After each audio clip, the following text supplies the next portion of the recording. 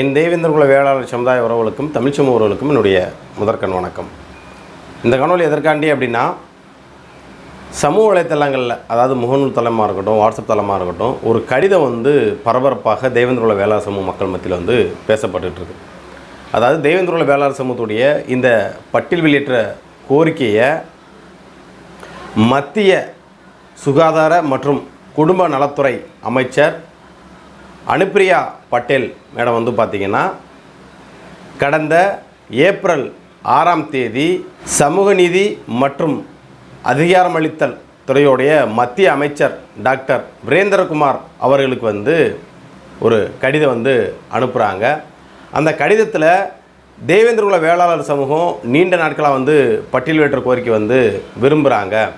தேவேந்திரகுல வேளாளர் சமூகத்தை எஸ்சி பட்டியலிலிருந்து நீக்கி பிசி ஆர் எம்பிசியில் சேர்க்கணும் அப்படின்னு அவங்களுக்கு ஒரு கடிதம் அனுப்பிச்சிருந்தாங்க.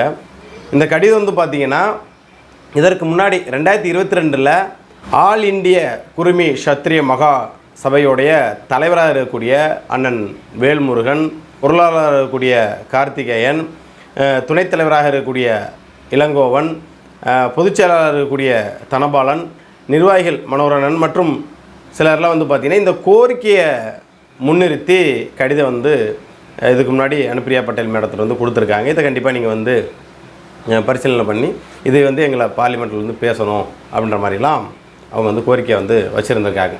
ஸோ அதனுடைய முன்னெடுப்பாக தான் இது முன்னெடுத்திருக்காங்க. ஸோ அண்ணன் வேல்முருகன் அண்ணன்ட்ட இது சம்மந்தமாக தொடர்பு கொண்டு கேட்டேன். அண்ணன் ஒரு சில தவறுலாம் சொல்லியிருக்காங்க. அதை அவரோட ஆடி போடுறேன் பாருங்கள். அதே சமயம் தேவேந்திரகுல வேளாளர் சமூகத்துடைய இந்த பட்டியல் வெளியேற்ற கோரிக்கையை சட்ட ரீதியாக, அதாவது கோர்ட்டில் இந்த வழக்கை கொண்டு தேவேந்திர சேனாவுடைய தலைவர் அண்ணன் சேகரண்ணன் அவர்கள் ஐஆர்எஸ் அவர்கள் தொடர்ந்து இது முன்னெடுத்துகிட்டே வந்துகிட்டே இருக்காங்க. அது சம்மந்தமாக கூட அட்வொகேட் அவர்கள் பேசின அந்த ஆடியோ கூட கிட்டத்தட்ட ஒரு 8 நிமிட காணொலி கிட்டத்தட்ட ஒரு மாதங்களுக்கு முன்புன்னு நினைக்கிறேன். அந்த காணொலியோட நம்மளோட சேனல் பதிவு செஞ்சது பார்த்துருப்பீங்க. ஸோ இந்த பட்டியல் வெளியேற்ற கோரிக்கையை நம்ம அடுத்தடுத்து நிறைய பேர் சொல்லலாம், இது அப்பப்போ மட்டும் பேசும் பொருளாகவே இருக்குது அப்படின்ட்டு அதுக்கப்புறம் கடந்து போயிடுறாங்க அப்படின்ற மாதிரி இருக்குது. இந்த பட்டியல் வெளியேற்ற கோரிக்கையை வீரியமாக அழுத்தமாக நம்ம மக்கள் இன்னும் பேசுகிற மாதிரி இருக்கணும். ஏன்னா கொஞ்சம் மழுங்கப்படக்கூடிய ஒரு சூழலில் தான் இருக்குது. ஸோ தொடர்ந்து இந்த பட்டியல் வெளியேற்ற கோரிக்கையை ஒரு சில இயக்கங்கள் முன்னெடுக்கிறாங்க. அரசியல் கட்சி அப்படின்னு பார்த்திங்கன்னா, தமிழக மக்கள் முன்னேற்ற கழகத்துலேருந்து இந்த பட்டியல் வெளியேற்ற கோரிக்கையை பொதுக்கூட்டம் நடத்தியிருந்தாங்க. இதுக்கப்புறம் எடுக்கிறாங்களா என்னன்னு தெரியல. அவங்க தான் அதை பண்ணிகிட்டு இருந்தாங்க. சரிங்களா? அப்போ இந்த பட்டியல் வெளியேற்ற கோரிக்கையை தொடர்ந்து ஏனைய இயக்கங்களும் ஏனைய கட்சிகளும் வீரியமாக பேசப்படணும். அதற்கான முன்னெடுப்புகளை தேவேந்திரகுல வேளாளர் சமூகம் மெயினாக கிராமப்புறங்களில் இந்த பட்டியல் வெளியேற்ற கோரிக்கையை சென்றடையணும். ஸோ இந்த கடிதம் சம்பந்தமாக ஆல் இண்டிய குருமி சத்திரிய மகாசபையோடைய தலைவராக இருக்கக்கூடிய அண்ணன் வேல்முருகன் என்றும் தொடர்பு கொண்டு கேட்டோம். அன்னே ஒரு சில தகவல்லாம் நமக்கு சொல்லியிருக்காங்க. அந்த ஆடியோ பதிவு செய்கிறேன், கேளுங்க. ஹலோ, சொல்லுங்கப்பா. வணக்கம். நலமா இருக்கீங்களா? நல்லா. இப்போ சமூக வலைத்தளங்களில் இப்போ ஒரு கடிதம் பேசும் பொருளாக போயிட்டு இருக்குண்ணே. அதாவது தேவேந்திரகுல வேளாளர் சமூகத்துடைய இந்த நீண்ட நாள் கோரிக்கையான இந்த பட்டியல் வெளியேற்ற கோரிக்கை மத்திய சுகாதாரம் மற்றும் குடும்ப நலத்துறை அமைச்சர் அனுப்பிரியா பட்டேல் மேடம் பார்த்தீங்கன்னா, சமூக நீதி மற்றும் அரசியல் அதிகார அளித்தல் துறையோடைய மத்திய அமைச்சருக்கு டாக்டர் வீரேந்திரகுமார் அவர்களுக்கு ஒரு கடிதம் அனுப்பிச்சிருக்காங்க. தேவேந்திரகுல வேளாளர் சமூகத்தை பிசி ஆர் எம்பிசி பட்டியலில் சேர்க்கணும் அப்படின்ற மாதிரி அனுப்பிச்சிருக்காங்க. இதுக்கு அண்ணன் வேல்முருகன் இதுக்கு முன்னாடி 2022 அவங்களுடைய ஆல் இண்டியன் குடுமி சபா சார்பாக அது பண்ணியிருக்கான்னு கேள்விப்பட்டோம். இது சம்மந்தமான டீட்டெயில் கொஞ்சம் சொல்ல முடியுமாண்ணே? ஏன்னா மக்களுக்கு இந்த விஷயத்தை கொண்டு போகணும், அதுக்காண்டி. கண்டிப்பாப்பா. 2022 ஒசூர் சங்கத்துல நம்ம அனுப்பிரியா மேம் போய் மீட் பண்ணியிருந்தோம். அப்போ பட்டியல் வெளியேற்ற வேணும்னு சொல்லிட்டு நம்மளுடைய தரவுகள் எவிடன்ஸ் எல்லாத்தையும் எடுத்துட்டு போயிட்டு அவங்க டெல்லி ஆபீஸ்ல போய் நம்ம மீட் பண்ணியிருந்தோம். ஒரு 6-7 பேர் போயிருந்தோம். கார்த்திகேயன், தனபாலன், இளங்கோவன், மனோகர், இந்த மாதிரி ஒசூர் நிர்வாகிகள் எல்லாமே போயிருந்தோம். போய் மீட் பண்ணும்போது அவங்க டீட்டெயில்ஸ் கேட்டாங்க, கொடுத்துட்டு அவங்க ஸ்டெப் எடுத்தாங்க. அதுக்கப்புறம் இப்ப தமிழ்நாட்டினுடைய பிரசிடண்ட் ஆனதுக்கு அப்புறம் Anupriya Patel ma'am second time லக்னோவில் குருமி அகில இந்திய குருமி கான்ஃபரன்ஸ் மாநாடு நடந்தது. அப்போ ப்ரொஃபசர் பிரஜிபுன் சாரு, கார்த்திகேயன், தனபால், இளங்கோ, டாக்டர் சந்திரலதா, நம்ம தமிழ்நாட்டு நிர்வாகிகள் அனைவரும் சேர்ந்து போய் மீட் பண்ணிட்டு மகாராஷ்டிரனுடைய மினிஸ்டர்ஸ், குஜராத் மினிஸ்டர் ப்ளஸ் வந்து அனுப்பிரியா மேமுக்கு நம்ம தரவுகளோட அகைன் நம்ம கொடுத்துருந்தோம்.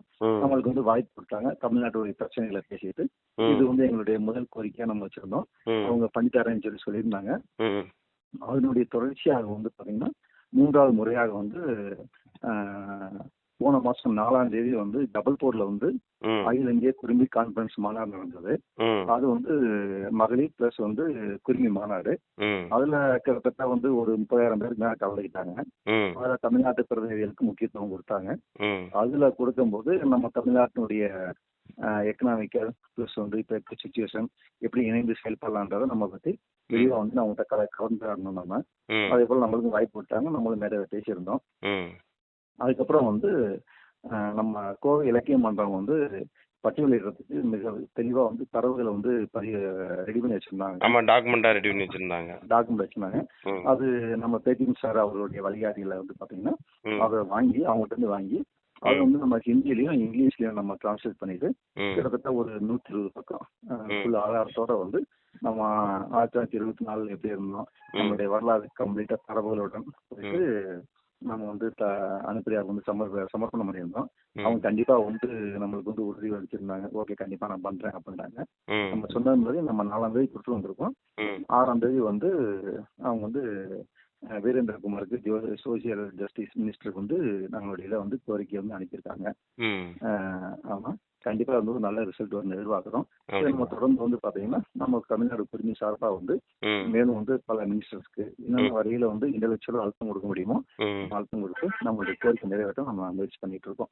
சரிங்கண்ணா. இது இந்த பட்டியல் வெளியிட்ட சம்பந்தமா கண்டிப்பா பார்லிமெண்ட்ல எதுவும் பேசுறதுக்கு எதுவும் வாய்ப்புகள் எதுவும் இருக்கா? வாய்ப்புகள் எதுவும் கொடுப்பாங்களா? இப்ப ஏன்னா மினிஸ்டர்லாம் அத்தனை பேர் இருக்காங்க. ஏன்னா நம்மளோட கோரிக்கையும் ஏத்துக்கிறாங்க. ஏன்னா இப்ப மெயின் வந்து பாத்தீங்கன்னா இப்ப நம்மள இருந்தா இங்க பேசுறதுக்கு யாருமே இல்லை. உங்களுக்கு தெரியாது ஒண்ணுமே கிடையாது. அரசாணைக்கு திமுக வந்து எந்த அளவுக்கு இருந்துட்டு இருந்த எல்லா எம்பிக்களுமே வந்து எந்திரிச்சு வெளிநடப்பு செஞ்சுட்டாங்க. இப்ப அந்த பிஜேபி அரசால தான் நமக்கு வந்து பண்ணி கொடுத்தது. அப்படி இருக்கும்போது இந்த பட்டியல் வெளியிட்ட கோரிக்கை என்பது வந்து பாத்தீங்கன்னா இப்ப தொடர்ந்து ஒரு நீர்த்து போன மாதிரியான ஒரு விஷயம் இருக்கு. இப்ப இந்த செய்தி பார்க்கும்போது எல்லாத்துக்கும் ஓரளவு மகிழ்ச்சியா இருந்தாலும் ஆனா இருந்தாலும் உங்க பார்லிமெண்ட்ல வந்து இது சம்பந்தமா பேசுவாங்களா அப்படின்ற ஒரு கேள்வி வந்து நம்ம மக்கள் மத்தியில வந்து எழும்புது.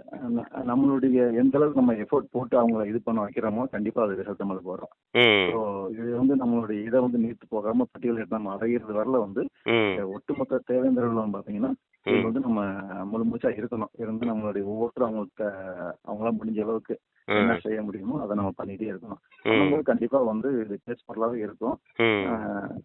கூடிய சீக்கிரம் வந்து வெளியே வந்துடும். நம்மளுடைய எஃபோர்ட் எந்த அளவுக்கு இருக்கு அதை பொறுத்து தான்.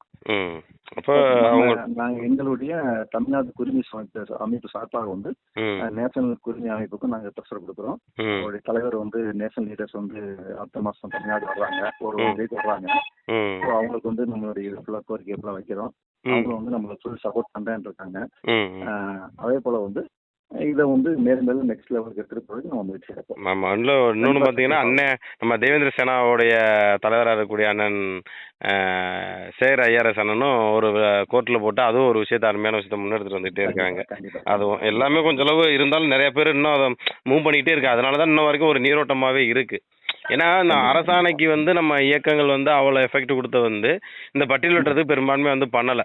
ஒருவேளை ஒரு பேசும் பொருளாக இருந்தால் நம்மளும் ஒரு இயக்கம் சார்ந்து பண்ணுவோமோ அப்படின்ற மனநிலை இருக்காங்க. இன்ன வரைக்குமே தமிழக மக்கள் முன்னேற்ற கழகத்தில் மட்டும்தான் அங்கங்கே மட்டும் ஒரு போராட்டங்கள் வந்து பண்ணிட்டு இருக்காங்க, பேசும் பொருளாக இருக்குது.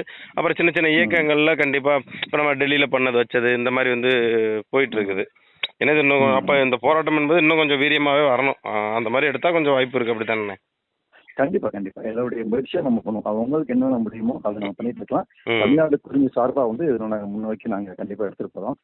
கண்டிப்பா சக்சஸ் ஆகும்னு ஒரு நம்பிக்கை இருக்கு. கண்டிப்பா ரொம்ப மகிழ்ச்சி. தொடர்ந்து அண்ணன் முயற்சி பண்ணிட்டே இருக்கீங்க. கண்டிப்பா நம்மளோட மீடியா சப்போர்ட் என்ன வேணும்னு கேளுங்க. கண்டிப்பா எப்பவுமே நம்ம சப்போர்ட்டிவ்ல இருப்போம்ண்ணே. கண்டிப்பா ரொம்ப நன்றிங்கண்ணா. தகவலுக்கு ரொம்ப நன்றிங்க. ஓகே.